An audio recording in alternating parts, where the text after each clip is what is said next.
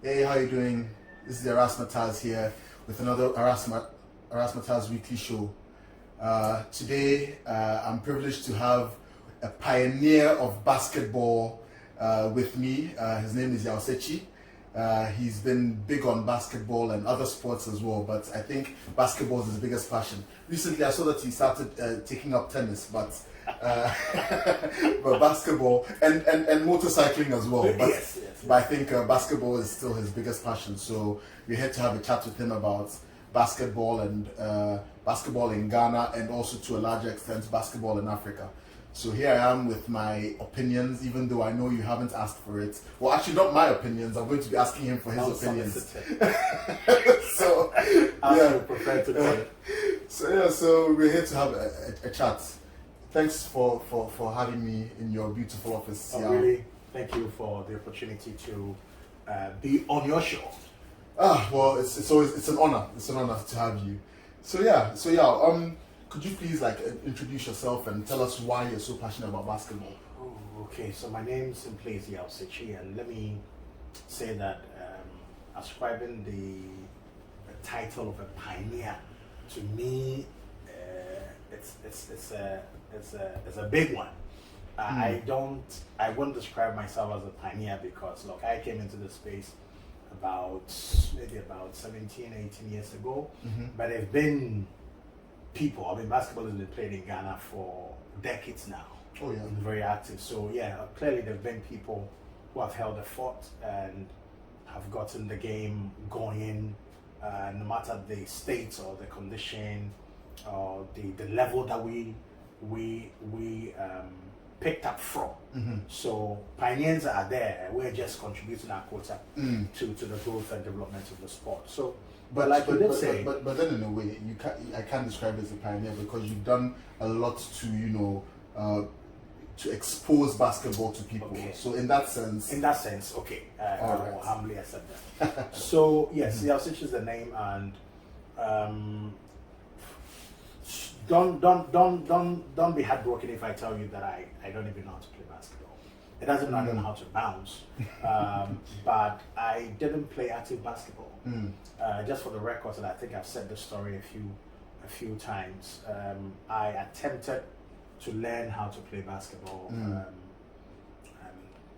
some many years ago, and we were playing in a friend's house back at La Paz, Nemiche. And the first attempt, I think my first time on the court, a guy mistakenly had his finger in my eye. Oh. And that completely discouraged me. Right. I didn't return to the court. But we would watch the NBA tapes, and I wouldn't say I was big on basketball back then, but my relationship with basketball started back in 2002, 2003. Right. I was then working with Choice FM, a radio station in Accra, now Kasapa. And having gone through the ranks, at one point I was appointed the head of events and promotions. And so I was charged to develop events, programs and concepts for the radio station. And one of the things we decided to do with my team was to use sports to engage the young people. And so after brainstorming with the team, we decided not to follow the order of the day, which is football. Right. We want to make a difference, and so why don't you do basketball? Why don't you do volleyball? Why don't you do athletics? Something. Right. And then we settled on basketball. Why? Because we felt it was one of the lowest hanging fruits. There were basketball courts in some schools, international schools, or the database schools were playing basketball. And of course, basketball was not common. If you go to certain communities, you wouldn't find basketball. It was considered like a privileged sport, like golf, tennis, yada, yada, yada. And so we settled on basketball. And so in 2003, we staged a maiden Choice FM basketball Xmas Fiesta, some long name we gave it. Was just to situate it, in the context of the period we're going to stage the event. Okay. It was on the 24th of December, Christmas Eve. Kids were home. So we gave it some long name like that. It was just to communicate the period that the competition was going to be staged. And it was happening on the 24th of December 2003. That was a maiden edition. It was very successful. We attracted just about, I think about 20 something plus schools. Wow. Yes. On your first attempt? First attempt was crazy. Kosovo International, most of the private schools were there. 2014, word has gone out. It was crazy. We had a lot of schools participating. 2004. Okay. Sorry, 2004. That was the second edition. So we had a lot more schools come in. It was crazy at the Aviation Social Center, where it was held annually. Yeah. And I remember that. I mean, the kids just couldn't wait for December 24. And 2005, we staged the third one. It was way bigger, like crazy. And we had schools from all over the country, you know, and I dare say we attracted about 8,000, 10,000 kids. Look, at a point in 2005, and you know Aviation Social Center. Yeah, it wasn't packed. Yeah. It was packed. And the people outside the yard were even more than those inside. Right. You know, and so it was complete chaos. Now, in 2006, sometime in August, I bowed out of the station. I was tired, and I felt that, and it was on a good note, very peaceful note. I felt that the work had become too routine for me. Like, I wanted to challenge myself. Right. So I set my TV show on TV Africa, then called the Rundown Show, and then I also established Rite Multimedia, and I decided to now expand the basketball program. Now, this is what I mean by that. Back at Choice, we didn't play regional qualifiers. We sent invitations to the schools to show up December 24th to play, which they did. But I decided it was a one-day event. It was just a one-day event with 20 schools. Man, it was crazy. I mean, the last game could be played around 11 p.m. That's how to say. That's how bad it was. Wow. It was a knockout as well. So if you come, you lose guard. That's all. Yeah. But they loved it, you know. So I decided to now take it a notch higher. Okay. And by so doing, I mean getting proper partners, now moving the game to the regions.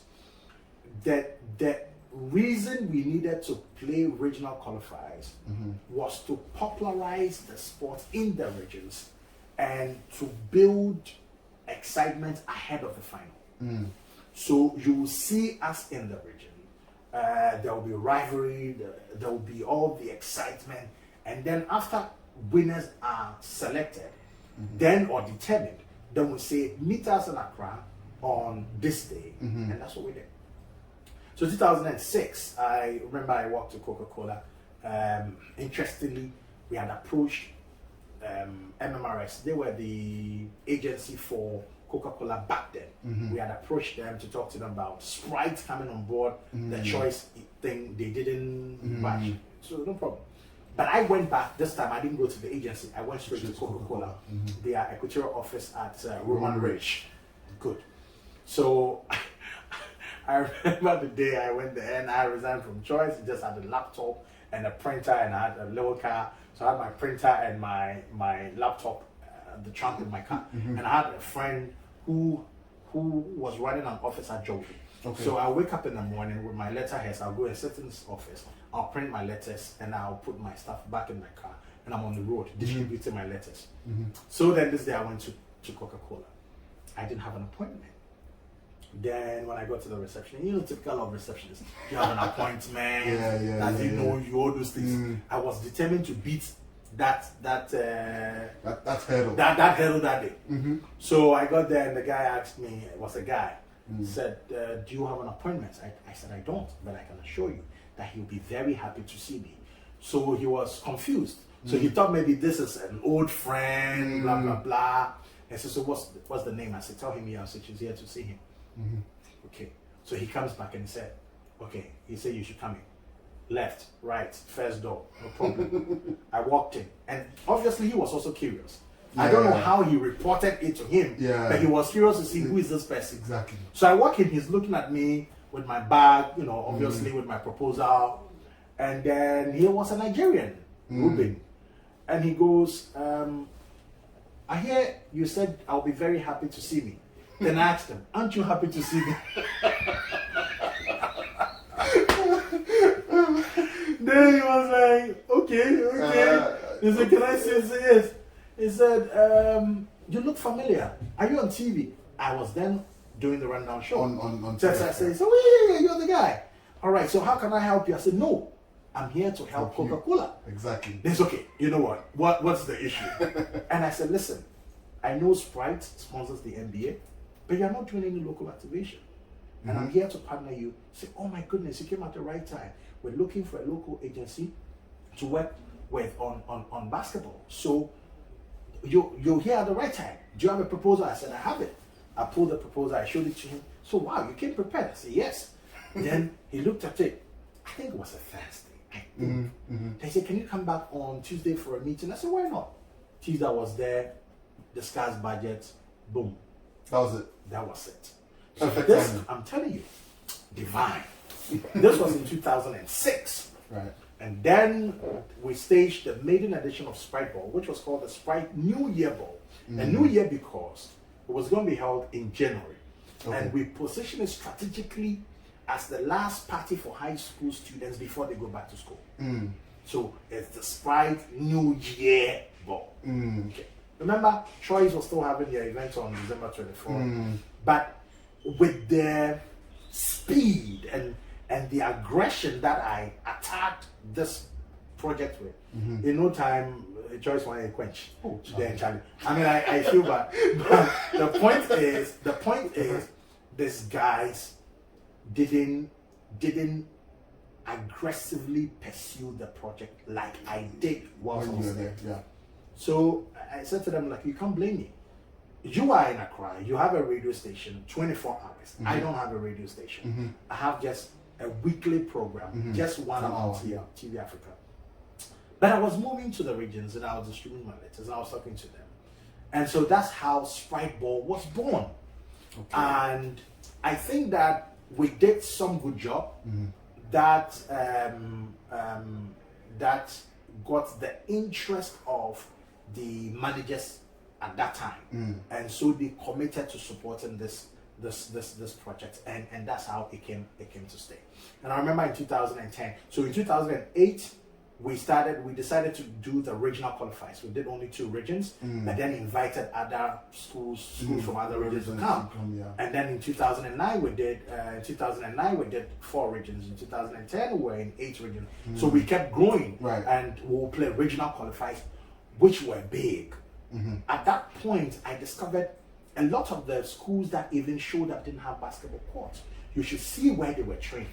And for me, it defined determination and the sheer commitment by these kids to show up and represent their schools. Because you didn't have a basketball court. So what were you training? Exactly. And then some were training their dining halls, some were on the football pitch. Can you imagine? I wonder how they were bouncing the ball. Yeah, exactly. Yes, but they came and they showed up. So that's how Sprite Ball was born. And like you said, and as said by many, I think it repositioned basketball and made it more exciting. And we just played on the rivalry among schools, and now we got the interest and the attention of all students, and everybody want to come and show up and support your schools.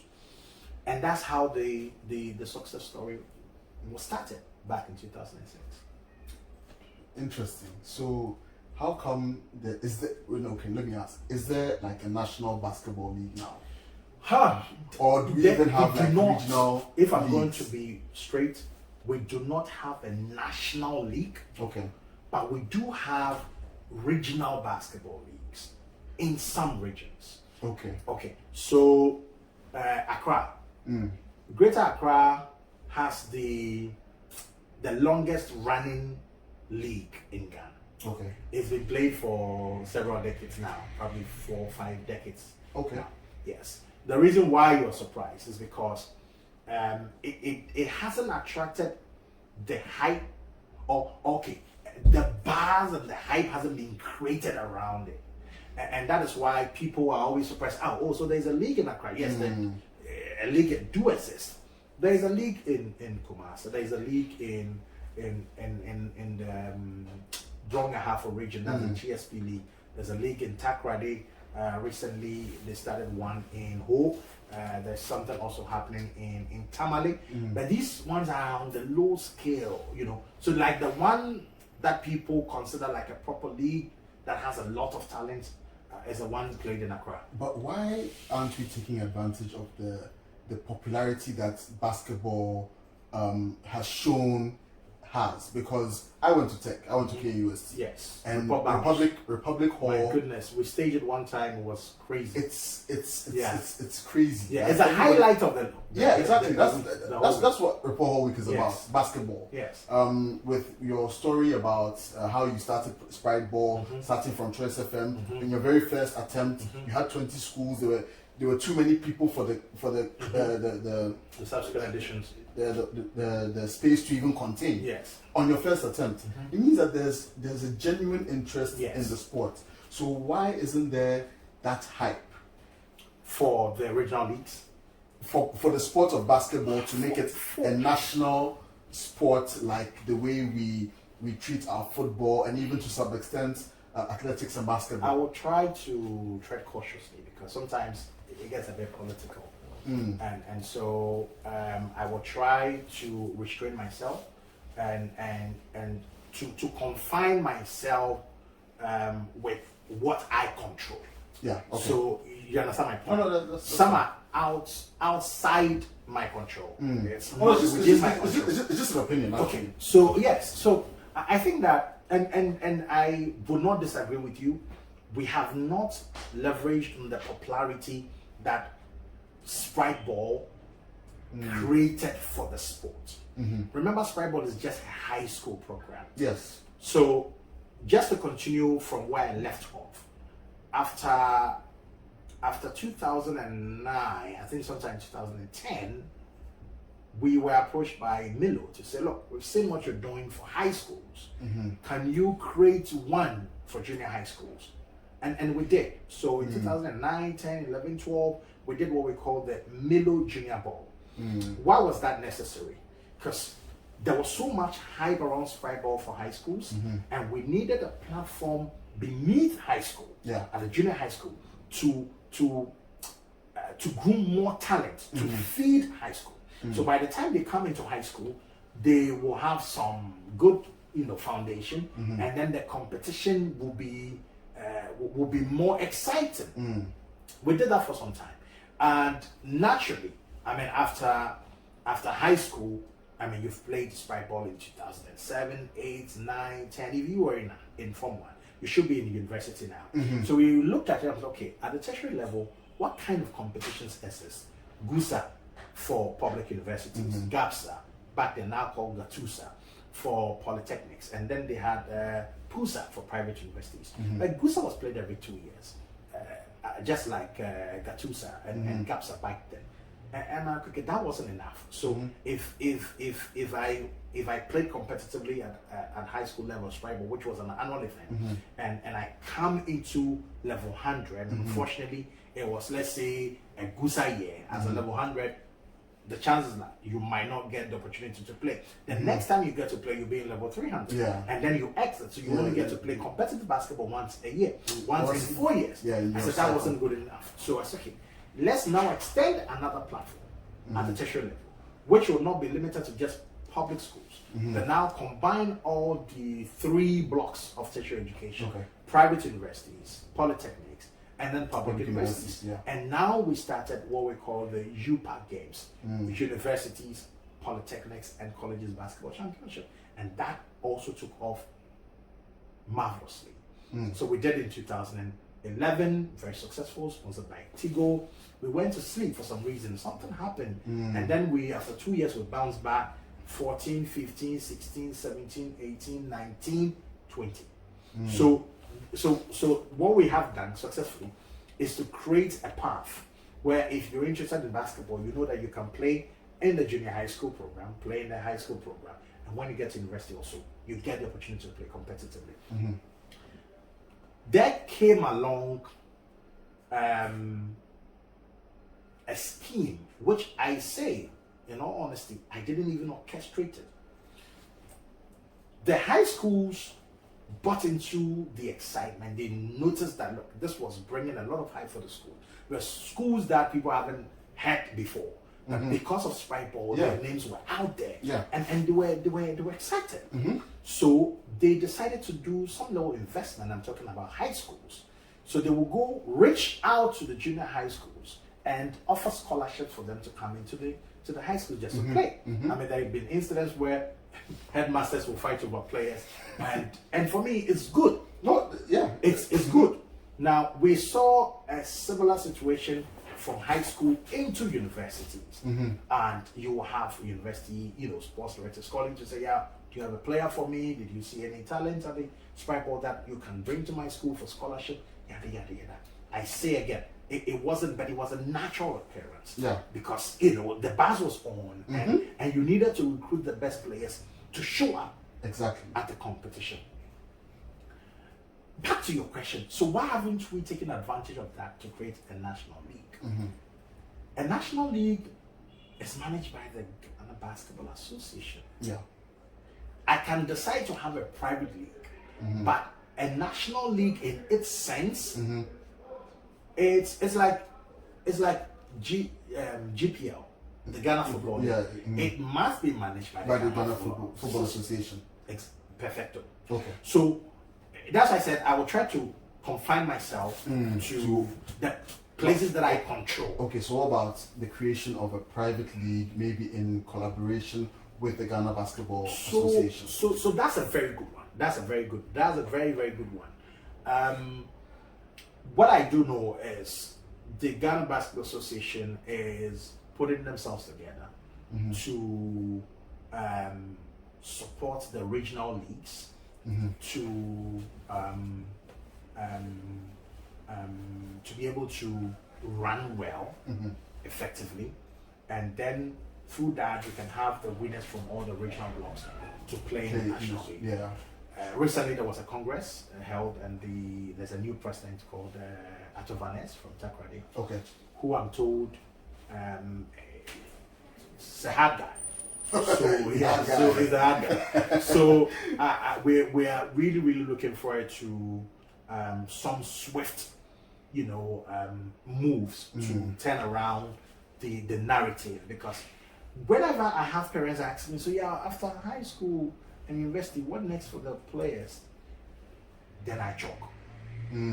I haven't really had good answers for them, except those exceptional ones who got the chance to go abroad or get further education here in Ghana on scholarship.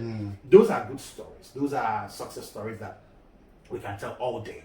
But the bigger question is what you've asked me, and it's not the first time I'm hearing that. And I will always say, we are working, supporting the Ghana Basketball Federation to be able to attract the needed resources to get that done. You know why it is important that we get the association? Because you see, you are just talking to me, but there are other groups also doing things. Oh, definitely. So my effort, his effort should all feed into the bigger picture, a pool which should be run by the federation. So it is the reason why I said I will confine myself to ones that I control, and hope and pray that with the new administration, with all the talks that we've had, in no time we'll see some action in that regard, so that all the players from high schools and universities can think of a very competitive regional leagues that feed into a national agenda. You get to play for national team. You travel here and there. Because there's so many opportunities. You have the FIBA Africa Basketball. We have the FIBA World Championships. Ghana should be which is getting ready for the second edition next year. And you know what is interesting? I mean, the people who run the Basketball Africa, these are my friends. Amadou Galufo, Manuel Planch, who is half Ghanaian. I was actually going to ask you about so basketball. I understand how they got it done. Okay, and I say to myself, we do have the capacity to do something like that. Don't get me wrong. I mean, this is NBA. They have the resources. They have, the appeal, the Charlie money. So, but we can also start in our own small way, and to be able to offer opportunity to other teams that are not getting the opportunity to play the ball.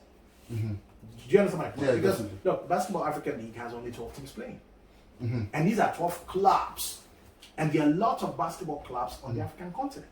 Even Ghana alone, plenty clubs there. Do you understand? So I completely understand what you're saying. Look, there's an opportunity there, and maybe we should be aggressive enough to take advantage of it. So that brings me to my next question. So at this rate, how long do you think it will take for us to get a Ghanaian team to take part in the Basketball African League? I know, like you said, there are only 12 teams that take part, so there has to be some kind of qualification series. But I have never heard Ghana any team from Ghana in the conversation when it comes to the Basketball The maiden African edition, League. 6 countries got automatic qualification, and then the other 6 slots had to be competed for. So Ghana plays in a certain pool. Unfortunately, COVID and issues, so we couldn't show up. We couldn't show up. But I do know that there were conversations around getting players Ghanaian players were playing college, some were playing in Europe, to come down and represent so that we can show up at the ball. I want to think that the new administration will take this up strongly, and hopefully we should see Ghana, qualify to play in the ball. It will be our greatest joy. It will be absolutely. It will be amazing to see Ghana play, and I know they will do well. Absolutely. So, still on the question of basketball and showing up our fan base. I got some figures over here. So when it comes to sports franchises in the USA, an organization called Horizon, they did a report, and in the report they realized that the NBA, of all the sports leagues in America, the NBA has the biggest digital audience across Facebook, Twitter, and Instagram, which is not surprising. They have I think 20, let me see,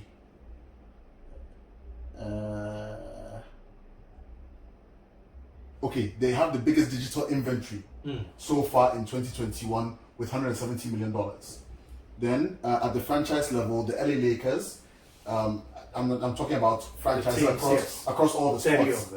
No, not just the NBA. The teams, but across all the leagues in American sports, NHL, MLE, MLS, MLB. The LA Lakers has the biggest digital inventory with $24.4 million, followed by the Golden State Warriors with $22.7 million. And the top 20 is dominated by NBA franchises. So in Africa, I believe that it will be dominated by football if we were to do like a similar. Yes. But what do you think we can do?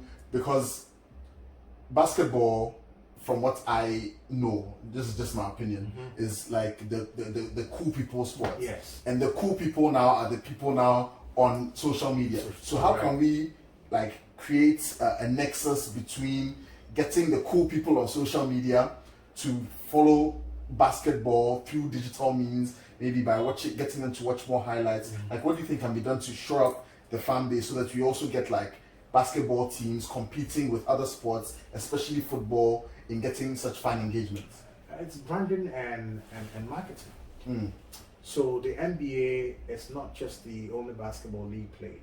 Yeah. Just like the EPL, it's a well marketed, well packaged.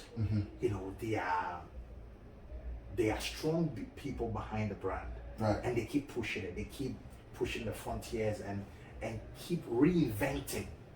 So the NBA you enjoyed 2 years ago, next year they'll be announcing another dimension, another something. They're introducing something new that gets you glued and attached to the sport and to the league all the time. I think something that we can learn from when it comes to even Sprite Ball, which obviously is the biggest in Ghana. We sit as a team and say, okay, even though we've managed to put out a very good product which has been consumed by a good section of sports fans, from high school, university, and to even the older folks who love sports. We still have a lot of work to do.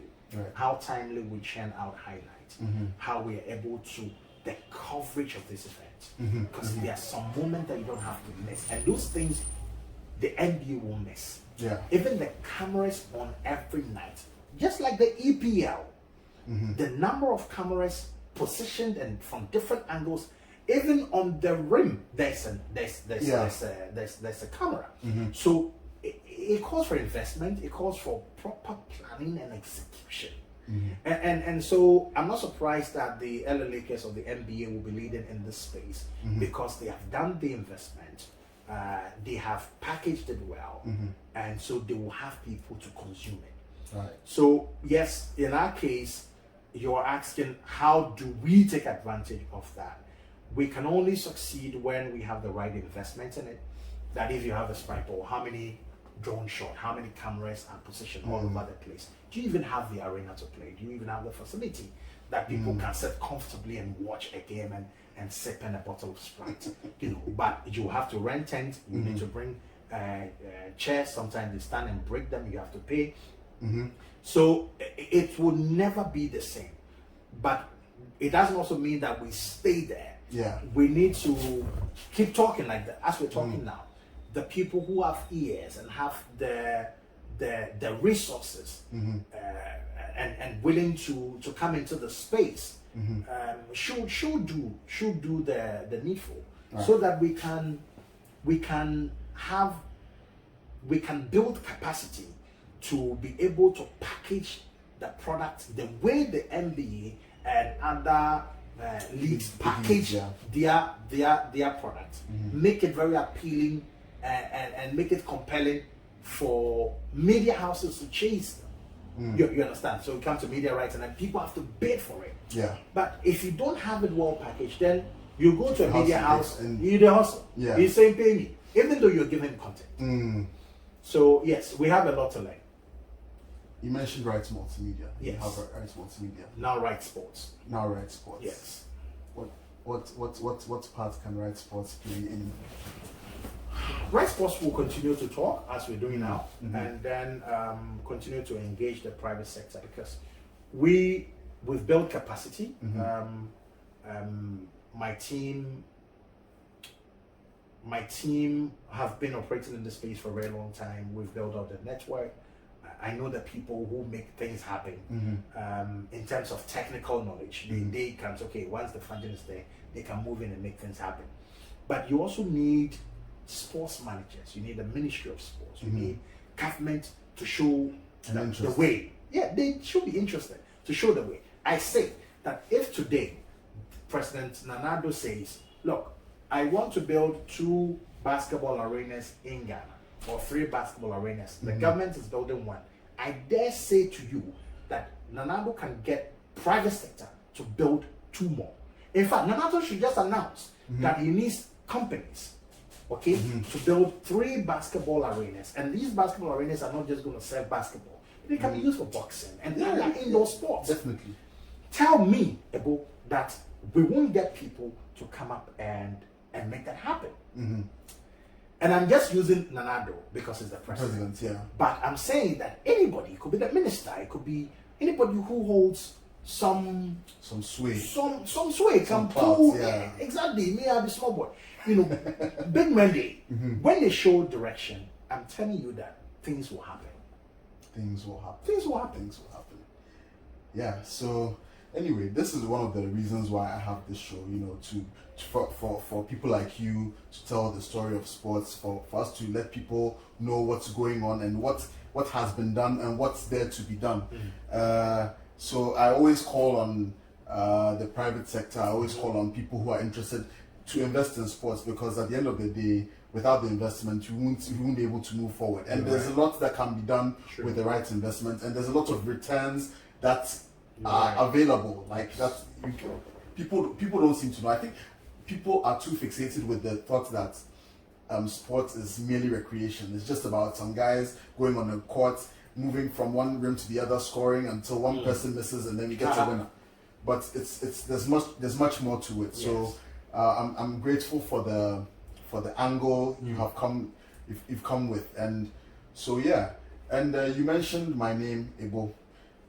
Listeners, for those of you who don't know, yes, Ebo is one of my names.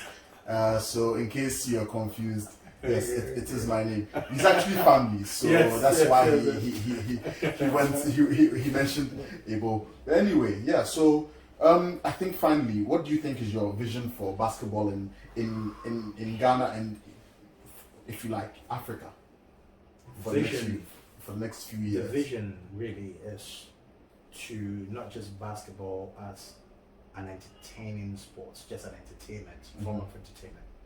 But we should get to a point where we'll have professional league in Ghana, that people can actually make a living playing basketball. Yes. It's been done in other countries, so we can do it. What it also means is that we need to have very serious minds in the space, bring the investment, bring the know-how, and be able to train more coaches, train more officials, and connect with the basketball world. That we can have a lot of exchange programs, teams from Ghana traveling to Europe, America, other African countries to play and build capacity.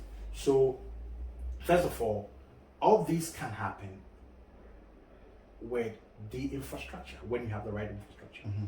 We're currently in the process of building data inventory for basketball courts.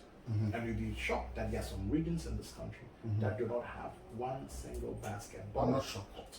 And I'm saying, okay, so then you cannot achieve the objective of making basketball a national sport. So ubiquitous, everywhere you pass, every nook and cranny of the country, you should see a basketball court.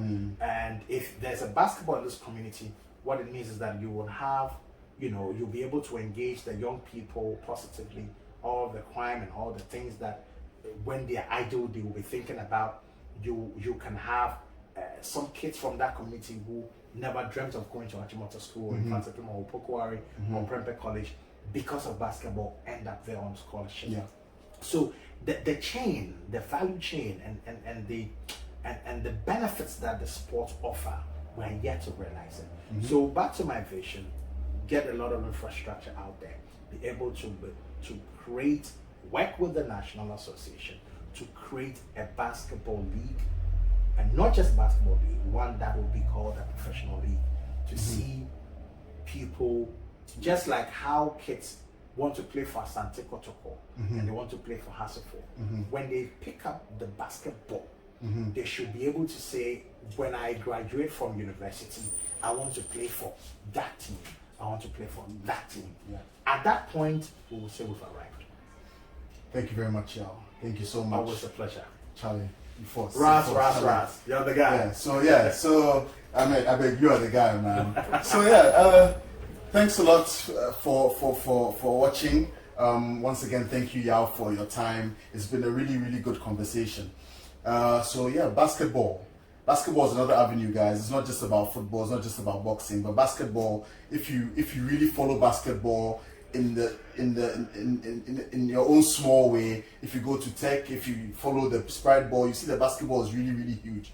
So if you think you have some sporting talent, maybe you should try basketball as well. And you never know. You may end up playing in the NBA. You may end up playing in the BAL. You may end up playing in the EuroLeague, which is also a huge basketball platform as well. But thank you guys once again for watching. If you like the video, please like.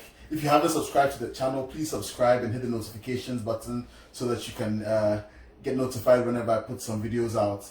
And this was me with my unsolicited, well, actually, I solicited for y'all's opinions on this one. But yeah, I'll be back with more unsolicited opinions on African sports. And thanks for watching. So I'll see you again very soon. Peace.